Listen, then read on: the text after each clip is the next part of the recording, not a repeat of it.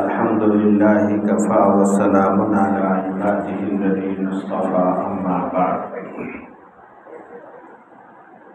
أعوذ بالله من الشيطان الرجيم بسم الله الرحمن الرحيم وأما ما ينفع الناس فيمكث في الأرض وقال النبي صلى الله عليه وسلم إن من خياركم أحسنكم أخلاقا أو كما قال عليه الصلاة والسلام۔ محترم بزرگوں اور دوستوں، میں نے آپ حضرات کے سامنے ایک چھوٹی سی آیت تلاوت کی ہے اور ایک حدیث پڑھی ہے۔ اس آیت کریمہ کے اندر اللہ تعالیٰ نے اپنے نبی کے اخلاق کو بیان کیا ہے۔ وَإِنَّكَ لَعَلَىٰ خُلُقٍ عَظِيمٍ، آپ کے اخلاق بہت بلند ہیں۔ اخلاق کہتے ہیں اچھی عادت کو۔ انسان کے اندر دونوں چیزیں ہیں، اچھی عادتیں بھی ہیں، بری عادتیں بھی ہیں۔ اخلاق فاضلہ اور اخلاق رذیلہ۔ تو انسان کے اندر جتنی بھی اچھی عادتیں ہوں اس کو اخلاق کہا جاتا ہے، اور بری عادتیں ہوں تو برے اخلاق کہا جاتا ہے۔ آدمی کا اچھے اخلاق ہونا، آدمی کے اندر اچھے اخلاق ہونا، دنیا کے اندر بھی اس کو عزت دیتی ہے اور آخرت کے اندر بھی اس کا مقام ہے۔ اللہ کے رسول صلی اللہ علیہ وسلم نے ارشاد فرمایا ما من شیء اثقل فی المیزان من حسن الخلق۔ میزان عدل کے اندر قیامت کے دن میدان محشر کے اندر ہمارے اعمال کو تولا جائے گا، وزن کیا جائے گا۔ تو اللہ کے رسول صلی اللہ علیہ وسلم نے ارشاد فرمایا میزان میں سب سے وزنی چیز، میزان کو جو ہے نیچے جھکانے والی چیز وہ حسن اخلاق ہے۔ یعنی آدمی کے اخلاق اچھے ہوں، آدمی کی عادتیں اچھی ہوں تو کل قیامت کے دن میزان کے اندر جو ہے جہاں ہمارے نیکیوں کو وزن کیا جائے گا، تولا جائے گا، وہاں بھی یہ کام آئے گا۔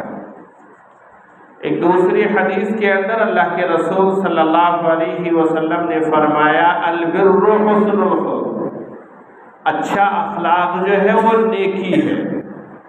اچھے اخلاق جو ہے وہ نیکی ہے، وہ کام آتا ہے، وہ مرنے کے بعد بھی جو ہے ہمارے مقام کو اور مرتبے کو اونچا کرنے کے لیے، بلند کرنے کے لیے کافی ہوگا۔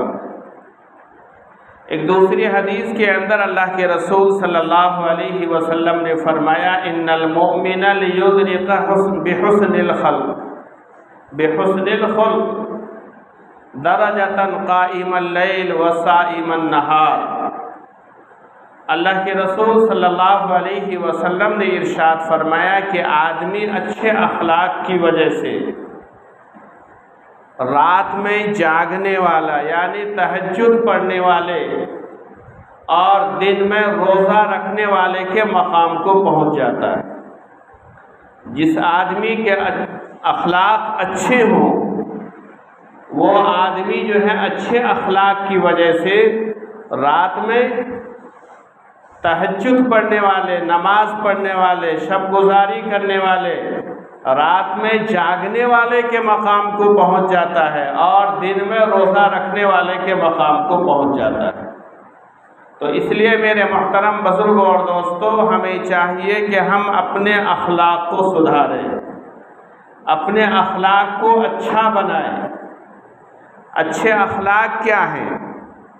فاعف عنہم سل من قطعک، جو تمہارے ساتھ رشتے کو توڑتا ہے تم اس کے ساتھ جڑ جاؤ، یہ اچھے اخلاق کی علامت ہے۔ سل من قطعک، جو تمہارے ساتھ رشتے کو توڑتا ہے، جو تمہارے ساتھ دوری اختیار کرتا ہے، جو تمہارے ساتھ اچھائی کے ساتھ پیش نہیں آتا ہے، جو تمہیں کاٹنا چاہتا ہے، اس کے ساتھ جڑ جاؤ، اس کے ساتھ جو ہے اپنا معاملات اچھے کر لو۔ سل من قطعک، جو رشتے کو توڑتا ہے اس کے ساتھ جڑ جاؤ۔ واعف عمن ظلمک، جو تمہارے اوپر ظلم کرتا ہے اس کو معاف کرو، یہ اچھے اخلاق کی علامت ہے۔ جو تمہارے ساتھ ظلم کرتا ہے، جو تمہارے ساتھ زیادتی کرتا ہے، جو تمہاری برائی کرتا ہے، اس کی برائی کو معاف کرو۔ واعف عمن ظلمک، جو ظلم کرتا ہے اس کو معاف کرو۔ میرے محترم بزرگوں اور دوستوں، اللہ کے رسول صلی اللہ علیہ وسلم کی زندگی کو دیکھیں گے، آپ کے حالات کو پڑھیں گے، آپ کی سیرت کو دیکھیں گے، تو آپ کی سیرت کے اندر، آپ کے حالات کے اندر یہ واقعات ملتے ہیں کہ جو آپ کے جانی دشمن تھے، جو آپ کے جان لینے کے چکر میں ہر وقت پڑے رہتے تھے، جنہوں نے اعلان کر دیا تھا کہ میں آپ کو شہید کروں گا، آپ کو قتل کروں گا، ایسے آدمیوں کو آپ نے معاف کیا ہے، ایسے آدمیوں کی غلطیوں کو آپ نے درگزر کیا ہے۔ ایک حکمراں تھا اثالہ، ثمامہ بن اثال، یہ یمامہ کا حاکم تھا، بہت جری آدمی تھا، طاقتور آدمی تھا، حاکم تھا، اپنے علاقے کا بادشاہ تھا۔ اس نے اعلان کر رکھا تھا کہ محمد جہاں بھی ملے گا میں اس کو قتل کروں گا، میں اس کو مار ڈالوں گا۔ یہ بہت متکبر بادشاہ تھا، حکمراں تھا، ہر وقت جو ہے اسی چکر میں پڑا ہوا رہتا تھا کہ اچانک کہیں محمد مل گئے تو میں اس کو قتل کر دوں گا۔ میرے محترم بزرگوں اور دوستوں، ایک مرتبہ یہ عمرہ کرنے کے ارادے سے مکے کا سفر کیا اس نے۔ ثمامہ جو ہے یہ سعودی عرب کے اندر ایک جگہ کا نام ہے، ریاض کے قریب میں ایک بستی کا نام ہے، وہاں کا یہ حاکم تھا، بڑا آدمی تھا، بہت سخت مزاج آدمی تھا یہ۔ اس نے عمرے کا ارادہ کیا، عمرہ کرنے کے لیے جو ہے اپنی سواری پر جو ہے سامان وغیرہ کے ساتھ جو ہے بیٹھ جاتا ہے اور مکہ کی طرف روانہ ہو جاتا ہے۔ میرے محترم بزرگوں اور دوستوں، راستہ پہلے زمانے میں جو ہے سواری کے ذریعے سے راستہ طے ہوتا تھا، رات اور دن جو ہے سواری پر سفر کرتے تھے۔ یہ راستہ چلتے چلتے چلتے چلتے راستہ بھٹک گیا، بجائے مکے کی طرف جانے کے مدینے کی طرف پہنچ گیا، مدینہ چلا گیا۔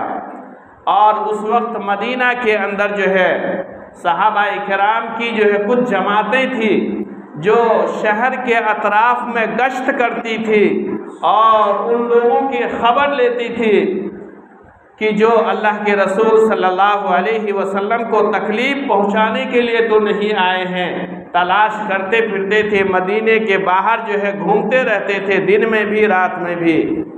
یہ ثمامہ بن اثال جو ہے یہ راستہ بھٹکتے بھٹکتے مدینے کے قریب پہنچ گیا، اور وہاں چند صحابہ کرام جو گشت کر رہے تھے انہوں نے ان کو پکڑ لیا، معلومات کیا تو اس نے اپنا نام بتایا اور مشہور آدمی تھا۔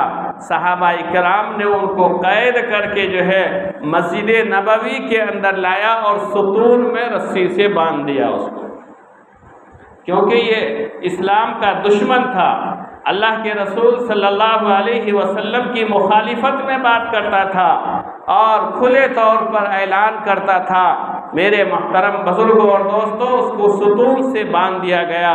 اس کے بعد اللہ کے رسول صلی اللہ علیہ وسلم کی خدمت میں جو ہے پیش کیا گیا کہ جو ہے فلاں فلاں آدمی کو جو ہے باندھ دیا گیا ہے۔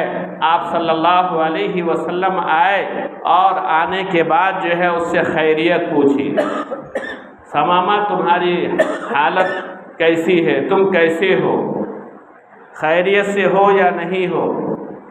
تو اس کا انداز حاکمانہ انداز تھا، متکبرانہ انداز تھا اس کا۔ اس نے غصے سے کہا ہاں میں ٹھیک ہوں۔ اللہ کے رسول صلی اللہ علیہ وسلم نرمی سے بات کر رہے ہیں اور وہ سختی سے کہہ رہا ہے کہ ہاں میں ٹھیک ہوں۔ اللہ کے رسول صلی اللہ علیہ وسلم نے سوال کیا تم کیا چاہتے ہو؟ اس نے کہا کہ اگر آپ میرے ساتھ اچھا معاملہ کریں گے تو آپ کو شکر ادا کیا جائے گا اور آپ کو جو ہے اس کے بدلے میں کچھ دیا جائے گا، اور اگر آپ مجھے قتل کر دیں گے، آپ اگر مجھے مار ڈالیں گے تو میری قوم جو ہے آپ سے بدلہ لینے کے لیے تیار ہے۔ آپ صلی اللہ علیہ وسلم نے کچھ جواب نہیں دیا، پھر آپ چلے گئے۔ پھر دوسرے دن آ کر یہی سوال کیا، پھر اس نے اسی انداز سے جو ہے جواب دیا ہاں میں خیریت سے ہوں، اگر آپ مجھے قتل کر دیں گے تو میرے خاندان والے جو ہے بدلہ لینے کے لیے آپ سے تیار ہیں، اور اگر آپ مجھے معاف کر دیں گے، چھوڑ دیں گے تو آپ کا شکر گزار رہوں گا اور اس کے بدلے میں کچھ جو ہے ہدیہ تحفہ دے دوں گا۔ میرے محترم بزرگوں اور دوستوں، دوسرے دن بھی وہی جواب دیا، آپ خاموشی سے چلے گئے۔ تیسرے دن آپ آئے، آپ نے سوال کیا، اسی انداز سے اس نے جواب دیا۔ صحابہ کرام جو ہے خاموش بیٹھے ہیں اور یہ سوچ رہے ہیں کہ اس کا انداز اتنا سخت ہے، نامعلوم جو ہے آپ کیا حکم دیں گے، آپ جو ہے اس کے ساتھ کیا برتاؤ کریں گے، آپ اس کے ساتھ کیا پیش آئیں گے۔ میرے محترم بزرگوں اور دوستوں، اللہ کے رسول صلی اللہ علیہ وسلم نے اس کی بات سنی، سننے کے بعد آپ خاموش رہے اور تھوڑی دیر کے بعد آپ نے کہا جاؤ ثمامہ میں نے تم کو آزاد کر دیا، چھوڑ دیا، بغیر کسی معاوضے کے، بغیر کسی لین دین کے، بغیر کسی پیسے کے میں نے تم کو ویسے ہی آزاد کر دیا۔ ثمامہ کو کھول دیا گیا، فوراً اپنی سواری پر سوار ہوا اور تن تراتا ہوا جو ہے اپنی سواری پر سوار ہو کر مدینے سے باہر چلے گیا۔ میرے محترم بزرگوں اور دوستوں، ایک باغیچے میں جاتا ہے، مدینے کے باہر گیا، ایک باغیچے میں گیا اور وہاں نہایا، دھویا، کپڑے چینج کیا، کپڑے کو بدلا اور نرمی کے ساتھ پھر مدینے کی طرف واپس آتا ہے، مسجد نبوی کی طرف۔ اللہ کے رسول صلی اللہ علیہ وسلم ابھی مسجد ہی میں تشریف فرما تھے۔ اللہ کے رسول صلی اللہ علیہ وسلم نے جب دیکھا ثمامہ بھی واپس آ گیا تو آپ نے فرمایا ثمامہ میں نے آپ کو چھوڑ دیا ہے، آپ کیوں واپس آ گئے؟ آپ کو میں نے معاف کر دیا ہے، آپ کیوں واپس آ گئے؟ اس نے کہا آپ نے معاف کیا ہے، آپ کے اخلاق نے مجھے اتنا متاثر کیا ہے کہ میں مجرم تھا، میں آپ کا کھلا ہوا دشمن تھا، میں ہمیشہ اعلان کرتا تھا کہ محمد جہاں بھی ملیں گے میں ان کو قتل کر دوں گا اور ان کو جو ہے ان کو مار دوں گا اور ایسا کروں گا ویسا کروں گا، لیکن آپ کے اخلاق نے، آپ کی عادت نے مجھے اس بات پر مجبور کر دیا کہ میں جتنی دشمنی آپ سے مجھے تھی اسلام لانے سے پہلے آپ کے شہر سے تھی، آپ سے تھی، آپ کے مذہب سے تھی، آپ کے خدا سے تھی۔ خدا کی قسم جو ہے یہ 2-3 دن کے اخلاق نے مجھے اتنا نرم کر دیا اور اتنا مجبور کر دیا کہ میں اسلام لانے پہ مجبور ہو گیا۔ میں آپ کا غلام بننا چاہتا ہوں، میں آپ کے ہاتھ پر ایمان لانا چاہتا ہوں، لہذا مجھے معاف کر دیجئے اور مجھے اسلام سے مشرف کر دیجئے۔ تو میرے محترم بزرگوں اور دوستوں، ثمامہ بن اسال جو ہے اپنے علاقے کا بادشاہ تھا، حکمراں تھا، آپ کے اخلاق کی وجہ سے جو ہے اور آپ کے درگزر کرنے کی وجہ سے، معاف کرنے کی وجہ سے، اس کے ساتھ حسن سلوک کرنے کی وجہ سے وہ اسلام سے مشرف ہوا اور اپنے پورے علاقے کو جو ہے اسلام کے اندر داخل کرایا اس نے۔ تو میرے محترم بزرگوں اور دوستوں، اللہ کے رسول صلی اللہ علیہ وسلم نے فرمایا وَاعْفُ عَمَّنْ ظَلَمَكَ، یعنی جو تم پر ظلم کرے اس کے ساتھ معافی کا معاملہ کرو، اس کے ساتھ درگزر کا معاملہ کرو، اس کے گناہوں کو معاف کرو، یہ نبی کے اخلاق ہیں۔ اور آگے فرمایا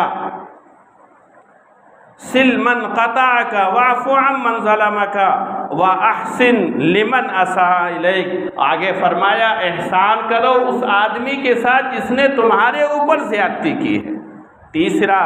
تیسرا جملہ اللہ کے رسول صلی اللہ علیہ وسلم نے فرمایا کہ اس آدمی کے ساتھ احسان کرو جس نے تمہارے ساتھ زیادتی کی ہے، تمہارے ساتھ برائی کی ہے، تمہارے اوپر ظلم کیا ہے، اس آدمی کے ساتھ احسان کا معاملہ کرو۔ میرے محترم بزرگوں اور دوستوں، یہ ہے حسن اخلاق، یعنی مسلمانوں کے اخلاق اچھے ہوں تو اس سے اسلام پھیلتا ہے۔ فرمایا کہ جو ہے اسلام جتنا اخلاق سے پھیلا ہے اتنا دوسری چیزوں سے نہیں پھیلا ہے۔ لیکن آج ہماری حالت یہ ہے کہ ہمارے اخلاق سب سے گرے ہوئے ہیں، ہماری عادتیں سب سے بری ہیں، اور دوسری قوم والے جو ہے ہم کو طعنہ دیتے ہیں کہ آج مسلمانوں کے اخلاق یہ ہیں، آج مسلمانوں کی عادتیں یہ ہے، آج مسلمانوں کا رویہ یہ ہے، آج مسلمانوں کا کردار یہ ہے، آج مسلمانوں کا رہن سہن یہ ہے۔ ہمارا نہ گھر والوں کے ساتھ رہن سہن اچھا ہے، ہمارا نہ پاس پڑوس والوں کے ساتھ رہن سہن اچھا ہے، ہمارا نہ محلے والوں کے ساتھ رہن سہن اچھا ہے، ہمارا نہ دوسری برادری والوں کے ساتھ رہن سہن اچھا ہے۔ ہم نے اپنے اخلاق کو گرایا جو ہے، حسن اخلاق کو ہم نے جو ہے ٹھوکر ماری ہے، تو ہم نیچے گرتے جا رہے ہیں، یہاں تک کہ دوسری قوموں کی نظروں میں جو ہے ہم گر گئے ہیں۔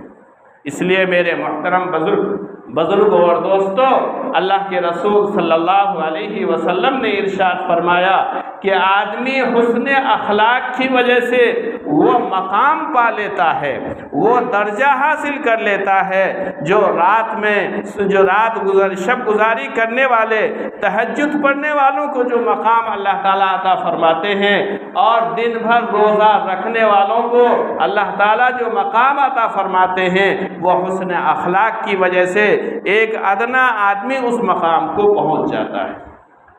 تو اس لیے میرے محترم بزرگوں اور دوستوں، ہمیں اور آپ کو چاہیے کہ ہم اپنی عادت کو سدھاریں، ہم اپنے اخلاق کو سدھاریں، ہم اپنے صورت کے ساتھ ساتھ اپنی سیرت کو بھی بنائیں۔ سیرت اچھے اخلاق کو کہتے ہیں، اندرونی چیز کو سیرت کہا جاتا ہے، ظاہری چیز کو صورت کہا جاتا ہے۔ جس طریقے سے ہم اپنے جو ہے صورت کو سنوارتے ہیں، اللہ کے رسول صلی اللہ علیہ وسلم نے دعا فرمائی ہے، اللہم حسنت خلقی فحسن خلقی، یعنی جب آدمی جو ہے آئینے میں اپنا چہرہ دیکھے تو اس وقت کی دعا ہے اللہم انت حسنت خلقی فحسن خلقی۔ ہمارے نبی نے فرمایا کہ جب تم اپنے چہرے کو آئینہ میں دیکھو تو یہ دعا پڑھا کرو کہ اللہم انت حسنت خلقی، کہ اے اللہ جس طریقے سے تو نے میرے چہرے کو اچھا بنایا ہے، کیا دعا کرو کہ اے اللہ جس طریقے سے تو نے میرے چہرے کو، شکل و صورت کو اچھا بنایا ہے، اسی طریقے سے میری سیرت کو بھی اچھا بنا دے، میری عادت کو بھی اچھا بنا دے، میرے اندرونی کیفیت کو بھی اچھا بنا دے۔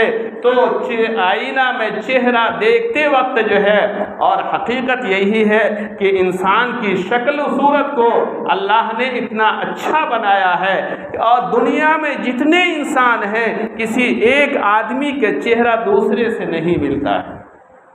ہر آدمی اپنے اعتبار سے اپنے حسن کو اور اپنے چہرے کو اچھا سمجھتا ہے، اور وہ جو ہے میرے محترم بزرگ اور دوستو یہ اللہ کی کاریگری ہے۔ تو فرمایا کہ جب تم آئینے میں چہرہ دیکھا کرو یہ دعا پڑھو، اللہم انت حسنت خلقی فحسن خلقی، اے اللہ جس طریقے سے تو نے میرے شکل و صورت کو اچھا بنایا ہے میری سیرت کو بھی اچھا بنا دے۔